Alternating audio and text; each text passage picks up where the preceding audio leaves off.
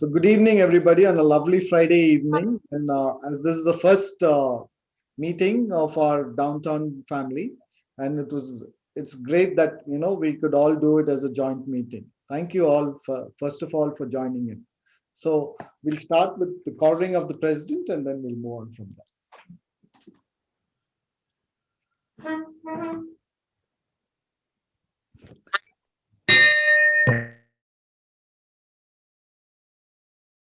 So good evening all. This is the first speaker meeting of downtown, and it's a joint meeting, and thank all the partner clubs who have joined in today.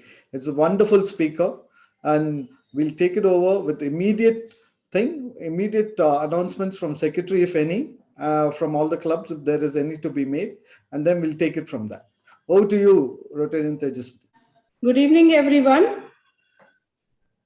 I'd like to call upon Rotarian Kamal Charan to introduce our speaker today. Rotarian Kamal Charan. Good evening, all the Rotarians who have joined here. It's indeed my pleasure and honor to introduce today's speaker, Dr. Ramya Ranganathan. Generally, I feel that I'm going to take the entire time of the speaker in introduction itself. The conclusion in the churches, they say Amen. And I think she's going to do that today. The amount of introduction is so much. Anyway, I'll start with that now instead of wasting my time.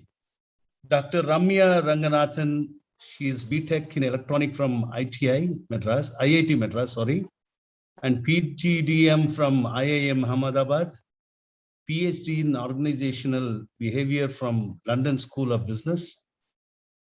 Madam, don't tell me you're 100 years old. To accomplish so much in your life, I think a person cannot do it in 100 years of life.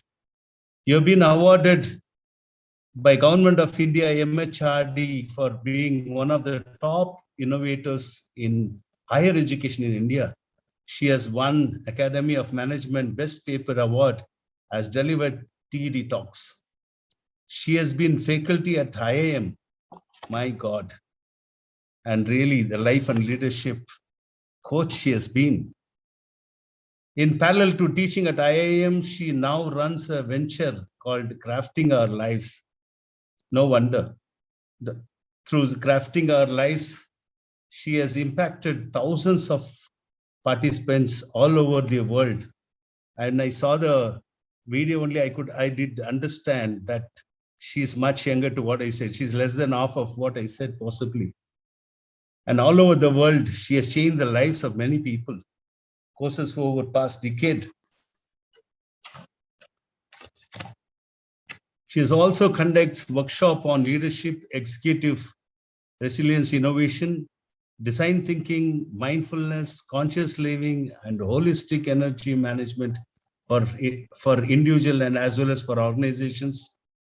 She is on the advisory board of Samatvam, Center for Mindfulness at IIM, Bodh Gaya and Kuwait. She has conducted workshops for 50 organizations or more, public and private sectors. Dr. Ramya is certified in the coaching with depth methodology by IIT Madras and People First Consulting in Life, and leadership coaching for Life Institute USA and Back to Source India in Panic. Let me take a little breath.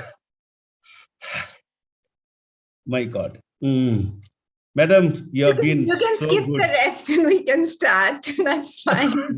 That's what I said. You have to conclude. You have to conclude. And as a whole, I will tell you, we need person like you in India. God bless you for whatever you are. We are waiting to hear from you. I don't think so. Anyway, I'll finish this. And if any of you Rotarians would you like to really see Dr. Ramya, please log on to www.craftingourlives.com. I think I finished, madam. Thank you. Thank you so much for the very warm introduction. And I must say, it's been, it's indeed an honor to be here as part of your group, because I logged in 10 minutes early to just do the audio-visual check. And just the spirit of, the friendliness with which each one of you were greeting one another, it was just so beautiful. So I'm already delighted to, have been a part of this gathering. So, so I'm going to speak for around 30 minutes, and then we'll be opening up for question and answers. So I'll dive directly into the topic, which we're talking about, which is freedom from judgment. And there's a lot on that. I could go on and on. So it's been really difficult for me to decide, okay, which parts of this do we focus on? So we'll just get into the few basic things.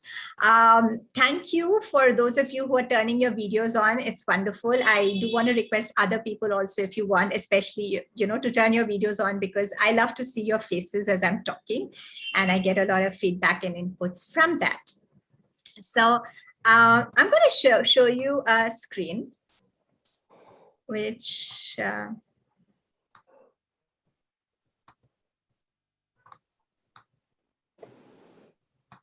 is this visible? Is this visible? Yes, it is visible. Yeah. Okay.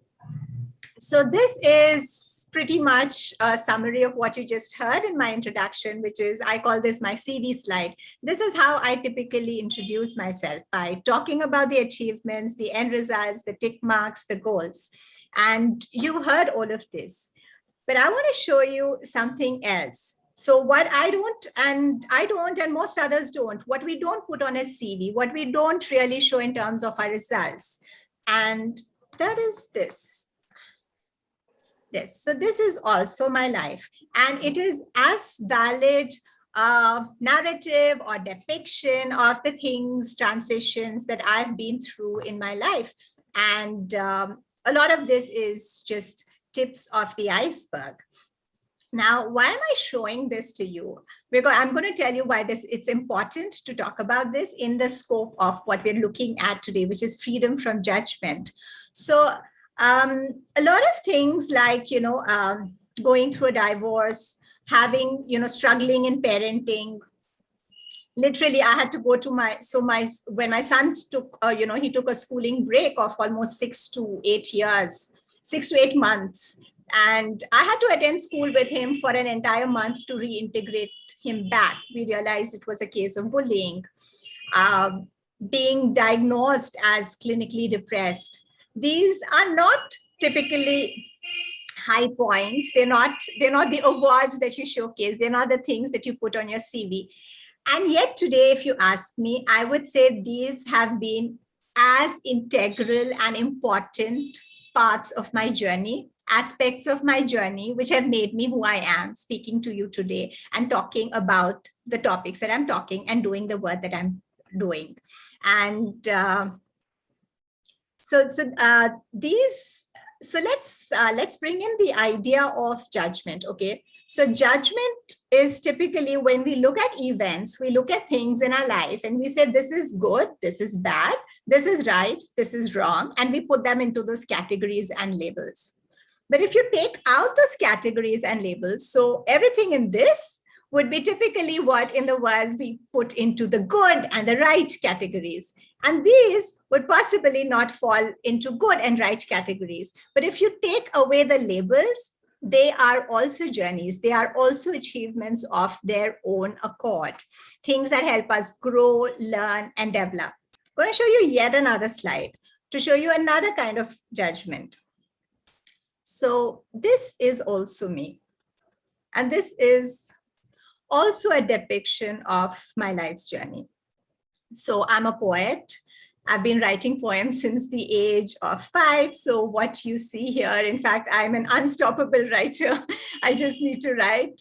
So this is my, book of poems that I published some time ago. But apart from that, and for the longest of time, I would keep this a secret. I would keep my poetry hidden. So it's only very recently that I came out and published it, because it didn't go with the prof image. It didn't go with the other things that I'm doing. There are other things. I've lived in an ashram. And that was part of my journey, my self-discovery. I've actually had a near-death experience at 12 where I was in a fire accident and stampede, and I escaped 12 as in 12 years old, escaped by literally climbing through burning dead bodies. My sister, who was a year older than me, was beside me, and somewhere in the stampede, I actually left her hand. Fortunately, she also got through and survived, but another friend of ours did not, who was sitting next to us on that day. And there are, again, all, these really seemingly weird incidents that we don't talk about. But in hindsight, when I look at my journey, all of this is what has made me the person I am. I've been exploring several modalities of alternate body-mind therapy, healings, Reiki, pranic healing, again, things that I would feel very shy about till about a few years ago. In fact, 2-3 years ago, to even admit in public, because it seems very weird. It seems very woo-woo. It seems a very strange thing, but that is also me. And that has also been my own journey of learning and discovery. So I'm going to, so these were 3 different alternate ways in which I could take you through my life's journey. And I'm using this as a method to, launch us all into looking at our lives, looking at other people's lives, looking at things and events that occur as part of life and living through a lens of non-judgment. So we're going to make this experiential, and because I don't want this to be just about me and my journey. And I know most people are at home, other than 1 or 2 people who are driving, which I noticed. You would probably, and if you're driving, you can just do this in your mind. Just grab a pen and paper and do this right now, because, once we finish, you'll go on with life. And just do a rough sketch of big things in your life, right? A few big events, like the slides I showed. And these could be things that you would have thought of as maybe, put them into labels of good, bad, right, wrong. Just put them down now. And you don't have to show this to anyone. This is just for you. I'm going to tell you what we're going to do with that sheet.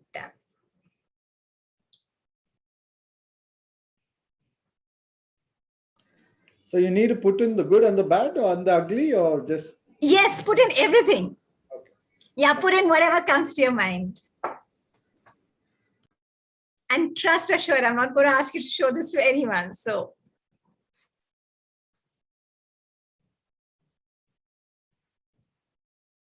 the things that you thought were very weird, that you don't want anyone to know about your journey, the things that you thought were things to be ashamed about or feel bad about or wrong about you, put it all there. And of course, the things that people applauded as good, right, great, because you know what, those are also judgments and they also become our prisons.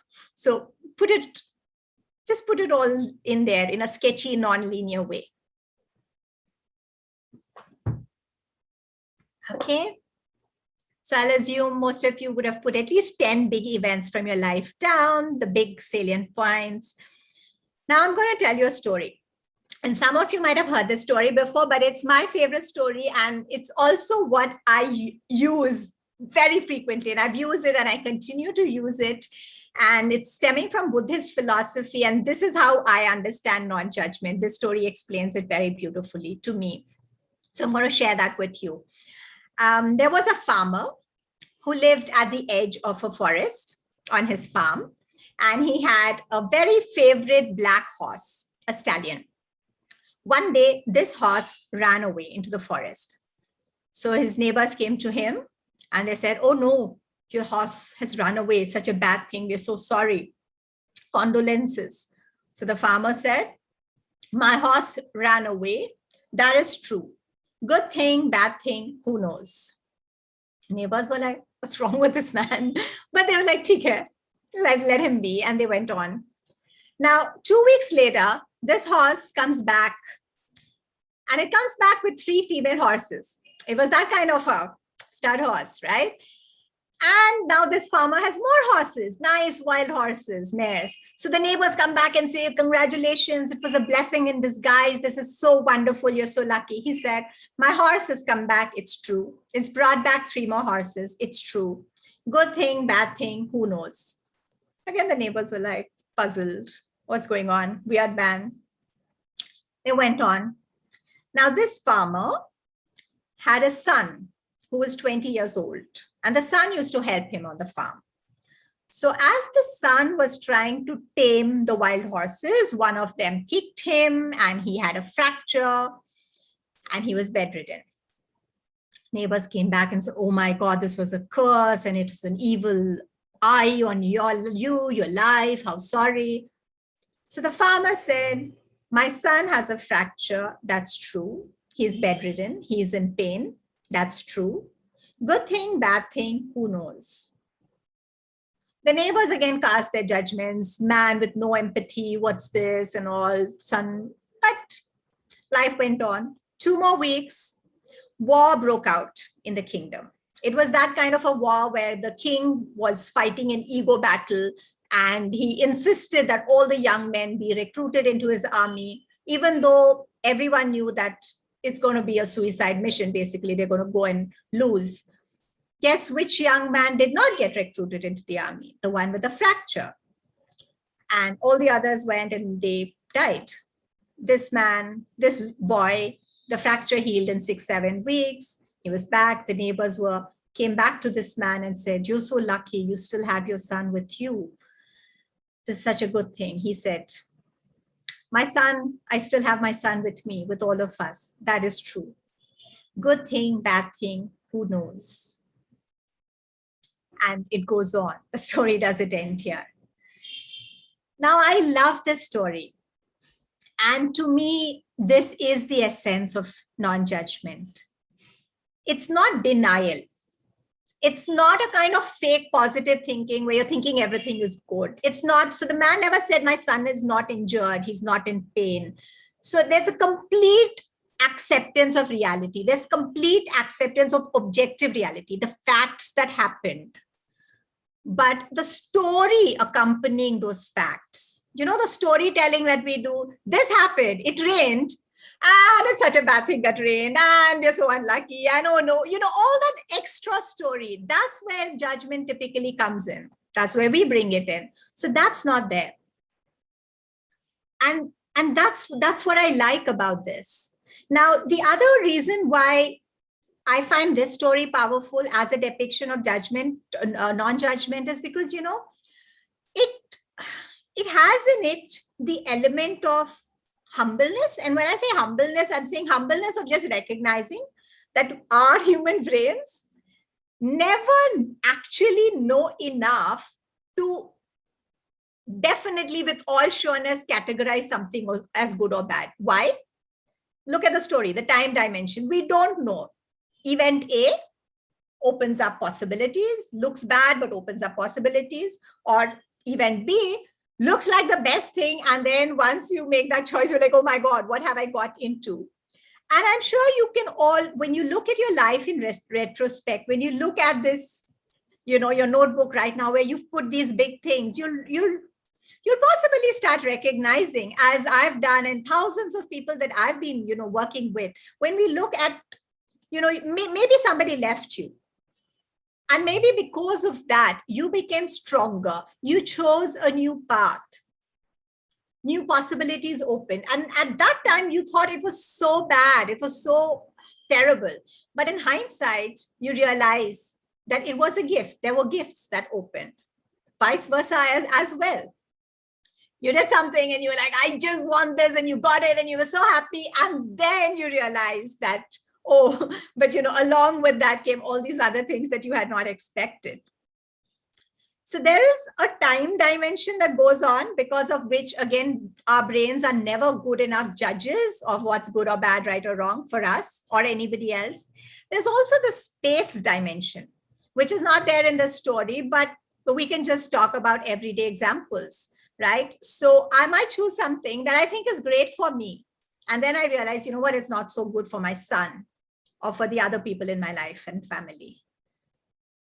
in our community, we might make some policies and put some rules in place that we think is very good for us. And then we realize that, oh no, it's actually not good for the people who live around us. As a human race, we've done this, right? We've done so much that we thought is great for the human species. And then we recognize that, oh no, you know what? We've hurt the fishes, we've hurt the dolphins, we've messed up the trees, the forests. And it wasn't our intention to do that, but it's just that we didn't have a wide enough or deep enough understanding of the entire system. And we never will. It doesn't mean we don't make choices. It doesn't mean we don't take decisions. We'll take them, but we need to take them without the guaranteed emphasis that this is right, this is wrong, this is good, this is bad. That's where judgment comes in, and that's what makes, so judgment sticks us. And that's how it becomes a prison. Now, you might be wondering why I title this talk as, from judgment to freedom. Because as we start breaking down our judgment, we actually open up ourselves, and that is freedom. Let me give you a very short example. And this can be both judgments that are positive and negative. So let me give one that is both. So when I had my son, I had a belief in my head that good mothers need to be with their children all the time. Now, where did this belief come? It's actually come from my childhood, where my mother gave up her career to look after us and blah, blah, yes. So that's the history and geography of how that belief formed. But at the end of the day, it was just a belief, but it was a belief that had a strong connotation of good attached to it. And that's where beliefs become judgments. So I actually wanted to be a good mother, and I had a judgment about this is how good mothers behave. And throughout my life, I'd been categorizing it. So whenever I would see mothers, I would say, oh, this is a good mother, that's a bad mother. This is a good mother, that's a bad mother. We do that, right? We go around putting other people and other things into categories of good and bad. When it came to my turn to be a mother, I wanted to be a good mother, which means now I couldn't work. And I was doing my PhD then, and I couldn't continue my studies. And I put myself in a prison. And that's also when I got diagnosed as depressed, which is another story altogether without even realizing it.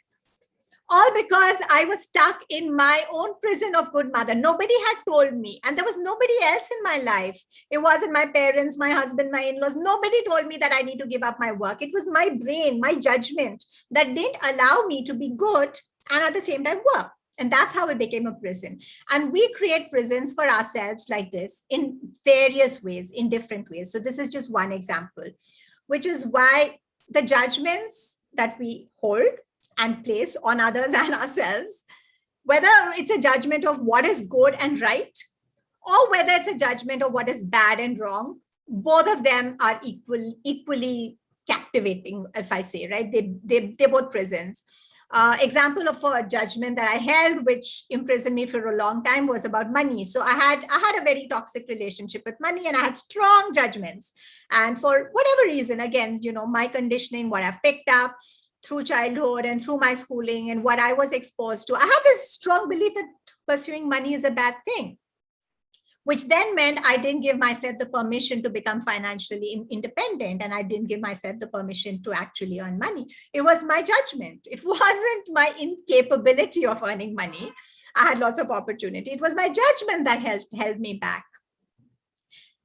And therefore, this journey of dissolving judgments frees us in multiple ways. It frees us to make choices, like I told you, make choices to work or not to work, to earn money, not to earn money in the external world.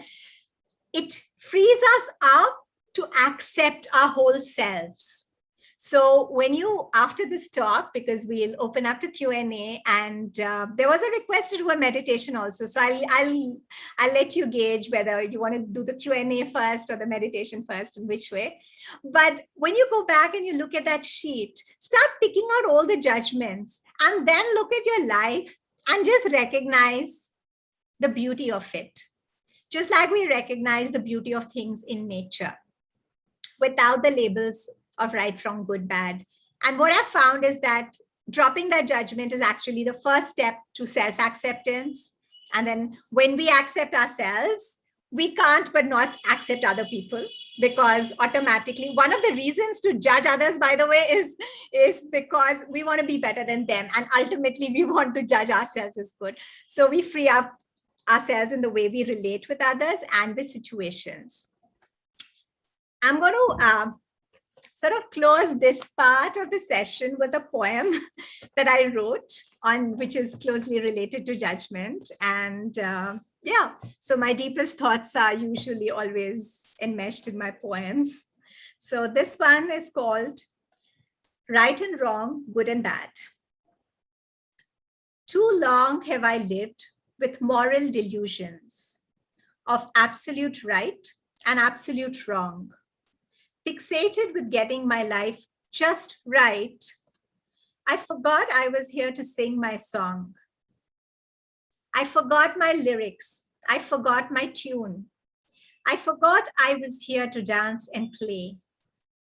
Now, without the frames of good and bad, I am free to create my life today.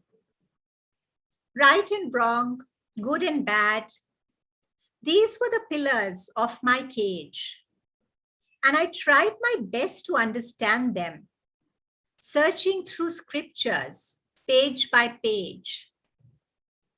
Had I just looked to nature instead, my delusional cage would have fallen away.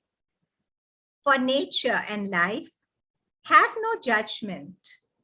Night is just night, and day is just day. The volcano is neither good nor bad. The tornado is neither right nor wrong. And the vulture who feeds on her prey is simply just living her song. Sure, there are consequences to each choice, and we can think before we take that leap. We can choose what seeds we wish to sow based on the designs we wish to reap. The seeds are neither good or bad. They are just seeds of different kinds. We sow them in our fields and gardens. We sow them in our hearts and minds. And I'll stop there. And let's open up for some discussion. And I want to hear from you what you'd like to do next. Thank you. Thank you, Ramya. President Shankar will be moderating the question and answer part. All right. Thank you, President Biju. I request everybody to type in your questions in the chat so that I could pick up those questions and put it across to Dr. Ramya. And while you're putting up your questions, Dr. Ramya, I thought I'll start with my own question to start with. So what you have talked about, I think, is very profound, and it is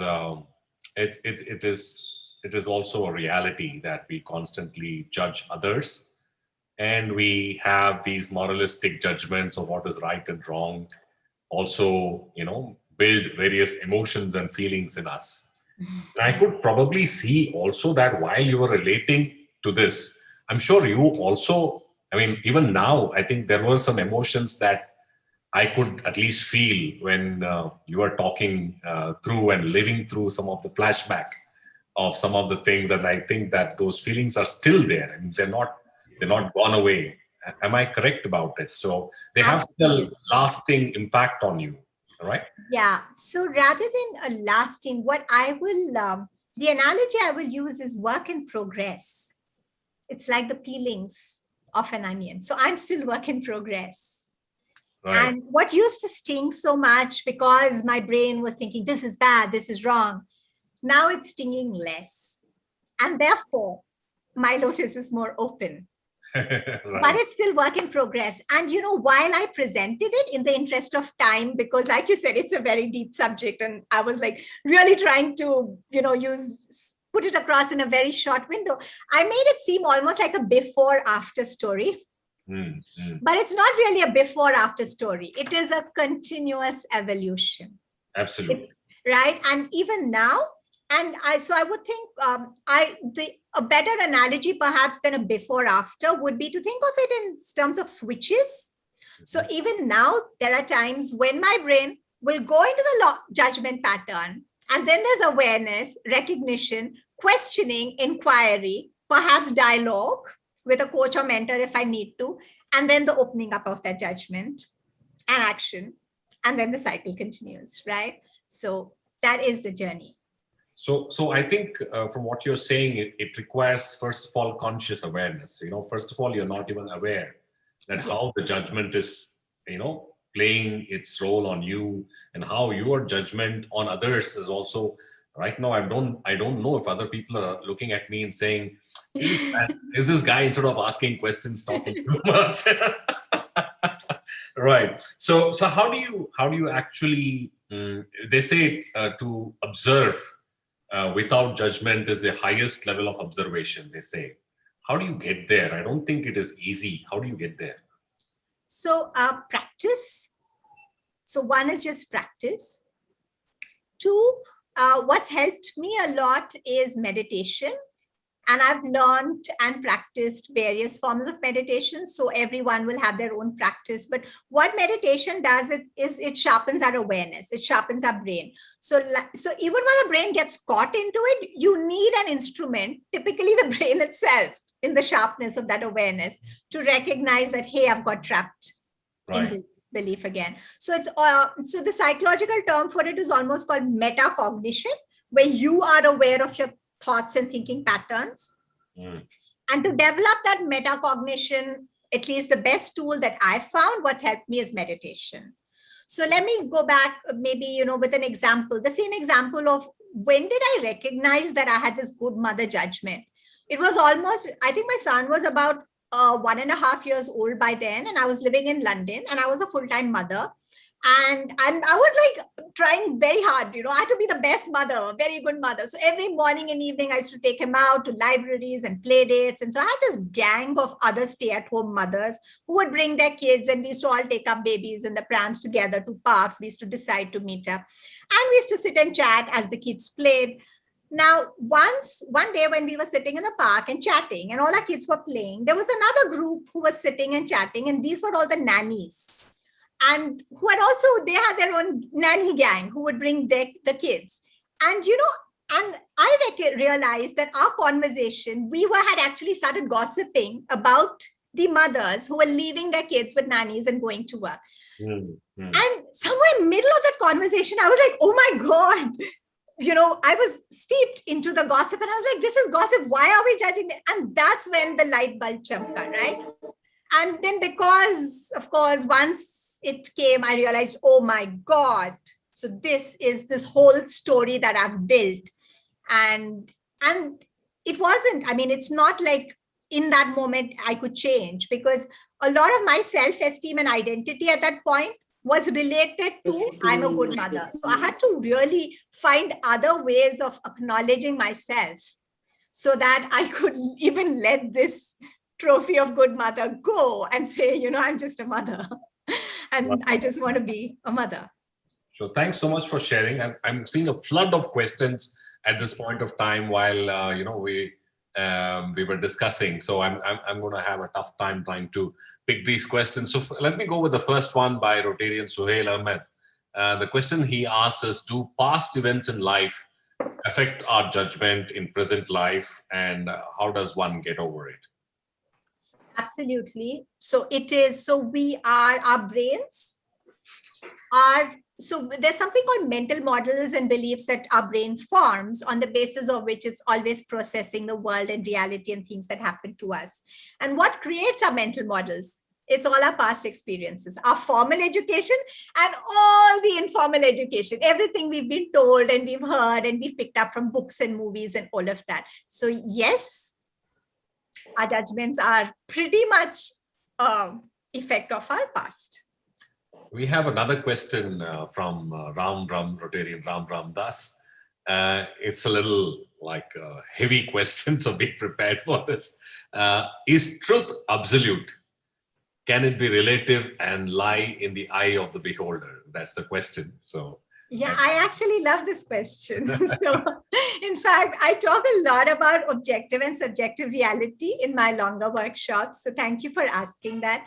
This is my understanding that there may or may not be an objective reality, but the human brain only has access to a subjective reality.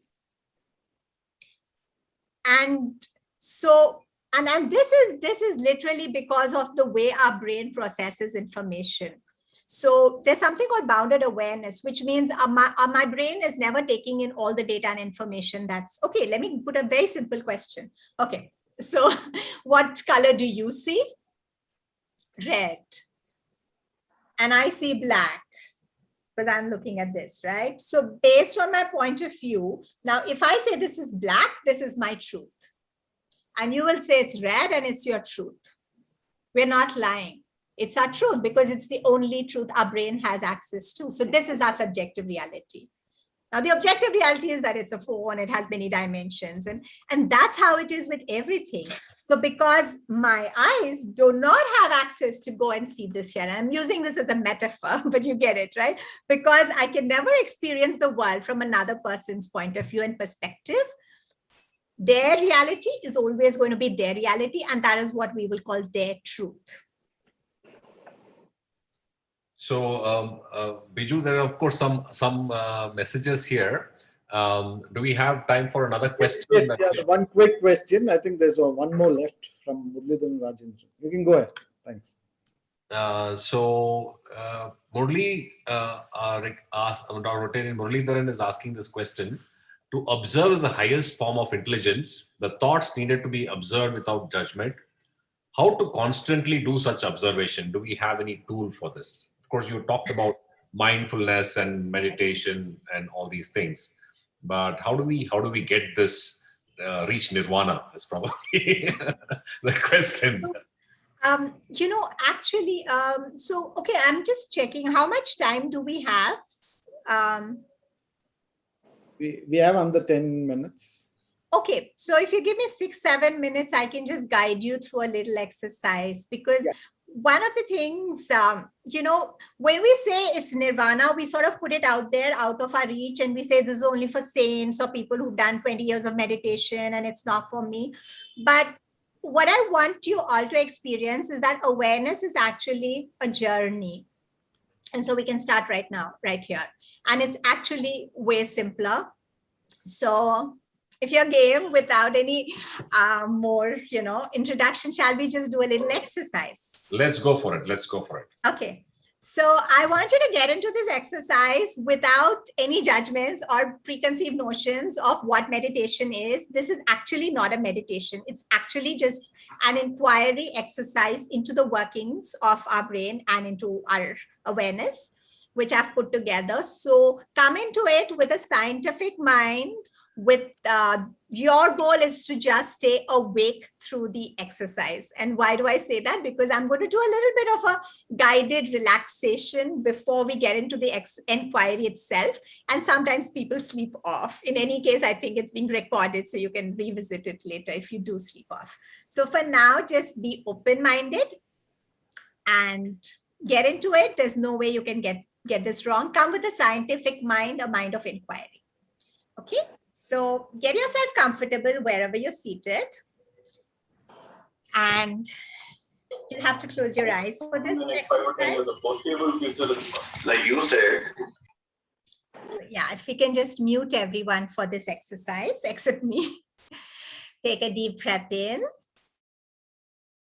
Fill up your lungs. Breathe out. Take another deep breath in. Make sure that your body is comfortable, seated on the chair. Wriggle your back, toes, relax your muscles, shake your neck. Whatever you need to do to get comfortable. You can keep your back erect but not stiff, comfortable, hands open, open posture. Take another deep breath in. Breathe out. And let go of any thoughts, any emotions that might be cluttering your inner space. Anything that's not serving you right now.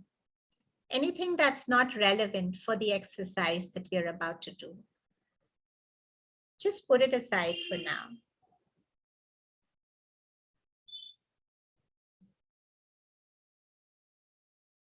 Take another deep breath in. Breathe out and give yourself permission to connect to the most strong, resourceful, creative part of you that you have access to in this moment. And take your attention now and visualize the sun way above planet Earth. Even though it's night, the sun is still there and it's shining. Take a moment to just acknowledge the sun as the source of life on planet Earth, of the plants, the water cycles, animals, of us. And allow that golden light from the sun to cascade down like a shower over your head, through your body, washing out any stiffness, any stuck or stagnant energy, and cleansing you as it flows down into the earth. Take a moment also to connect to the energy at the core of the earth, the warm Mother Earth, fuzzy energy at the center of the earth. And just connect with that energy and allow it to flow up through the soles of your feet, through your body, up and out of your head. Sandwiched between these energy flows from the sun and from the earth, I want you to know that you're completely safe. You belong as a part of the earth, as a part of the solar system. In this safe space, take your attention now to your right palm. Just become aware of any sensations in your right palm. Whatever you feel as a tingling, heat, cold, the skin again.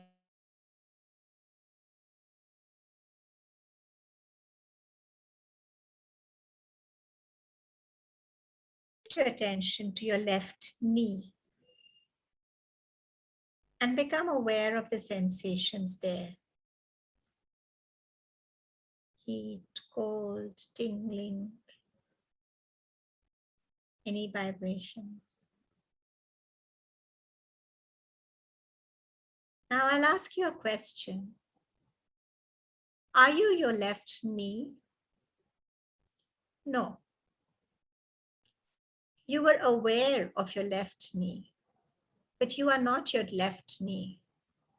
So we are aware of our bodies, our physical bodies, but we are not our physical bodies. Now I want you to visualize, imagine in your mind a shiny new red car, bright shiny new red car. See it very clearly. Are you the red car? No, you just created it with your thoughts.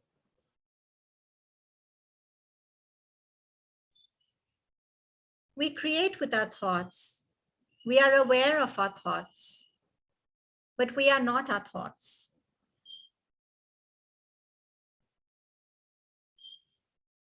Now I want you to think of a time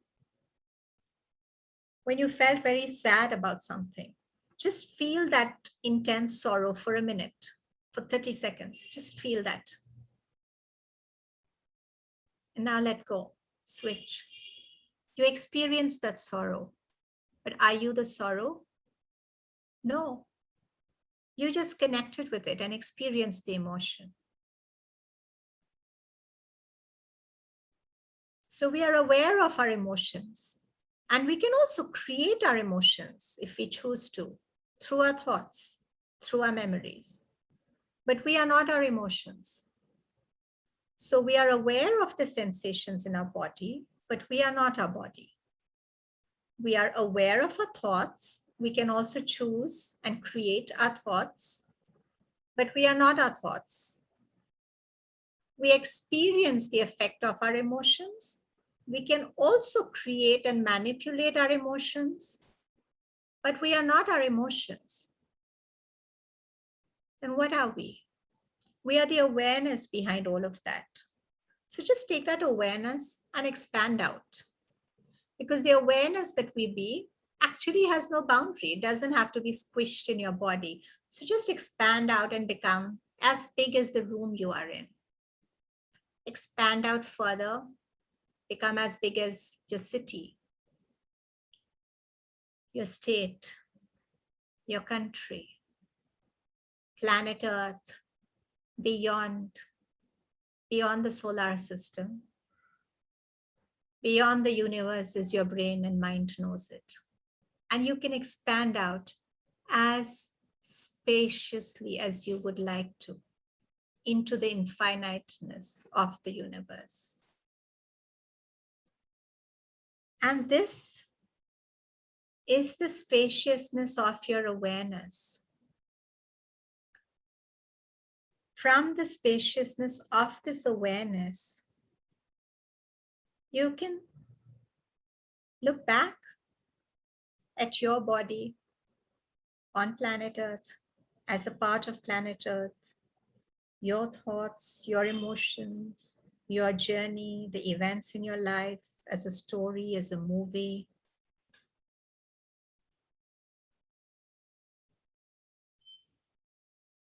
You can watch this from a place of detachment, from a place of awareness, without identifying that the body, the thoughts and the emotions, the story, the drama is you. What if you were beyond all of that? You can still create. You can create and build beautiful things on planet Earth using your thoughts, your emotions, and your body as beautiful gifts and tools. That is the journey of embodiment. And you can create with that, but treat them as tools, as beautiful gifts and tools. Nothing more than that, and nothing less than that. And definitely not believe that those tools are you, or that journey is you. Because what you are is actually the spaciousness of this current awareness. You can actually stay in this spacious awareness and open your eyes and still continue to relate with your body and surroundings, and even initiate action, staying in the spaced out state. But if that doesn't feel comfortable to you, you can visualize yourself as squishing yourself back into your body, but you don't need to do that. And whenever you're ready, you can open your eyes and we can continue to dialogue without losing connection with the spaciousness of who you be.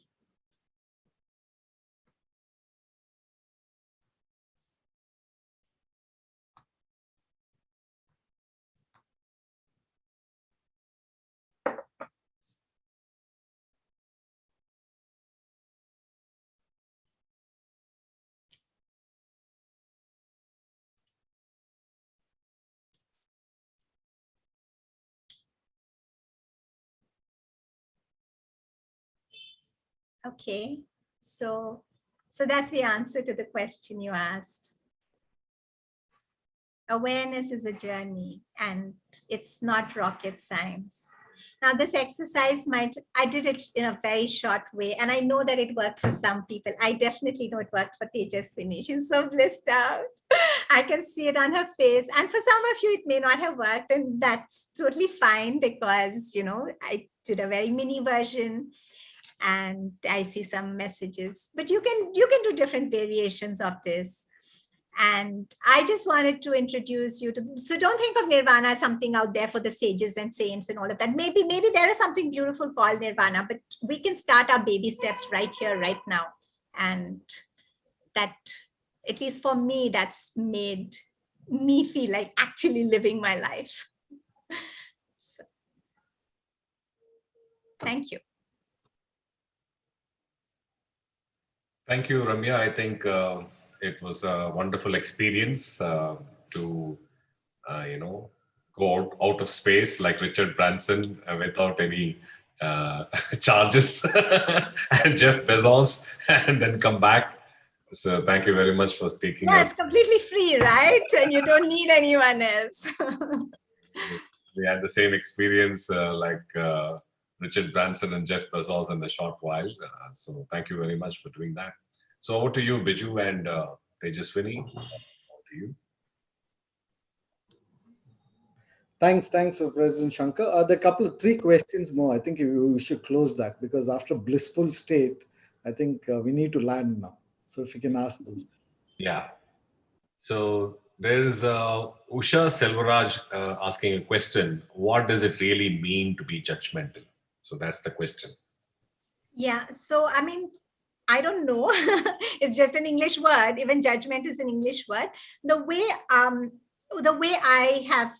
I process it is really labels of good, bad, right, wrong. Those are just the alarms that I use. And it's a very simple way of looking at it. And maybe it's not complete, but it hits. I think it hits for 80% or 90% of what you would want to address as judgments. Right. Thank you. Thank you, Ramya. There's one more question, and probably we can tie it up with another question. How is Indian culture with judgment, and also to connect with the question, if you come from an open-minded family background, will it reduce? I'm on this thing where I suppose it is to do with the same question in some way. I think are we as Indians more judgmental? Like for example, a live-in relationship is not really seen with an open mind, right? We can all say about it, but Not really. So I think my point of view is all cultures have their own forms and versions of judgment. So I wouldn't single out Indians. So maybe the specifics could be different, but yeah. We have different forms of judgment, so everybody has. So is there something we can call as an open-minded families or families who are very, traditional in some way? So would that be different in these families where you're brought up in these families where you're kind of more accepting in some of the aspects and some of the rule-based? Yeah, so one useful way of looking at judgments is, so you can ask the question, why do judgments even exist as a society? Why have we created them? So you can think of judgments as training wheels on a bicycle. So when a kid starts learning to ride a cycle, you often have these training wheels on the side to keep the child safe and protect the child because you don't want the child to fall and get hurt.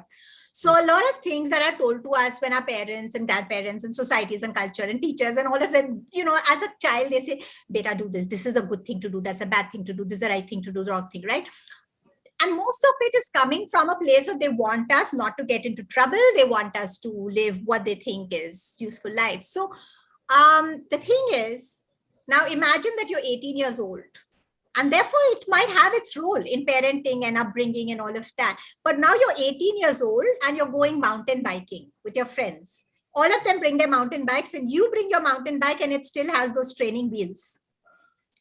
You are not going to have the ride of your life. It's going to be like, khar, khar, khar, khar, khar, khar. That's the prison, right? So once you're old enough, I think we need to say, can anyone give you a guarantee that when you go mountain biking, when you're 18 years old, you're not going to fall, you may not get hurt? No, there are no guarantees, but you take responsibility saying, I want this thrill, I want the freedom. And with that, I will take the risks and I will learn and grow. And that's the same thing. So most of the judgment that we have been conditioned with, nobody's trying to get us. They've all been trying to help us and keep us safe. But at some point, we want to recognize that in that safety is also built tons and tons of prisons. And if we want to start breaking free from that, we do it by taking responsibility for the ride of our life. Right. And one thing that as you were sharing, one thing that came to my mind was, "Mard ko dard nahi hota hai." So boys don't cry. So, most of our men, we try to hide our emotions and feelings and not express them. Yeah. That's a big one, actually. Right. So I think we covered most of the questions, Biju. I think we can take it forward from here. Thank you, Ramya, for answering all those questions in a very apt way. Biju, over to you. You have to unmute yourself. I just see somebody said, please tell us about Crafting Allies. Yeah, so I could just, so I have a website. Perhaps you can go and check out more details about Crafting Our Lives. I have a bunch of programs and stuff there. So that would be a better thing. I won't hog time now on that. And for those who are interested, I'm just going to, I've just put a link on the chat window. I have a free newsletter where I send out lots of goodies and essays and videos. So if you want to know more, you can either check out the website or just sign up to the newsletter and stay updated with a series of work. So just have tons of resources there. Thank you. Thank you, Ramya. Without any judgment, it's over to Rotarian Tejaswini for the word of thanks. It was a wonderful evening listening to Ramya Ranganathan today.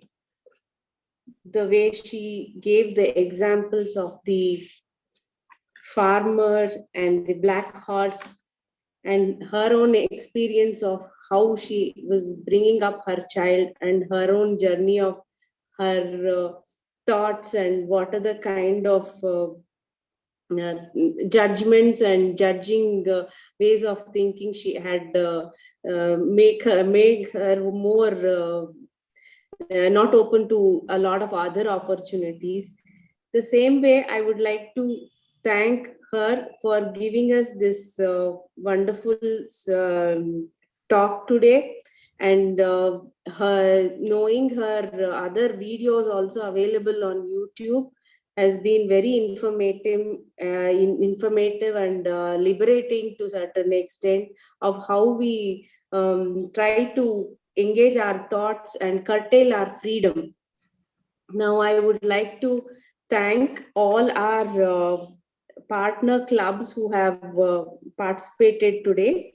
I'd like to thank Rotarian Ashwini, the president of Rotary Bangalore Harmony, Rotarian Sonam Tandon from Bangalore E-Club, and Rotarian Naveen from Rotary Bangalore Kalyan.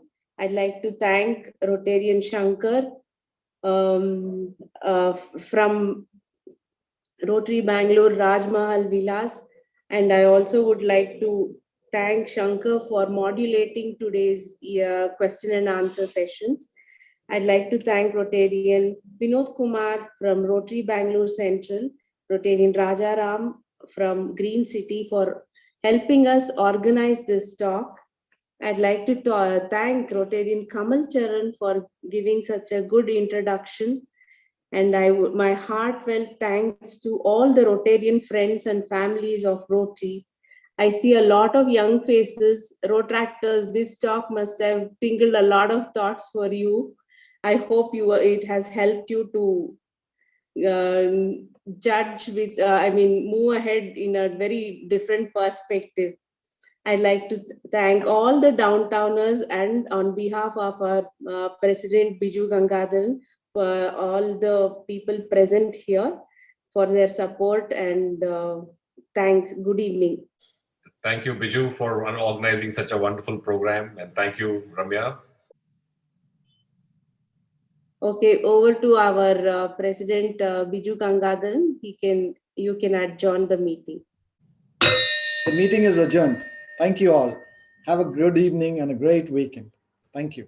Thank you. Judgmental weekend. Thank you.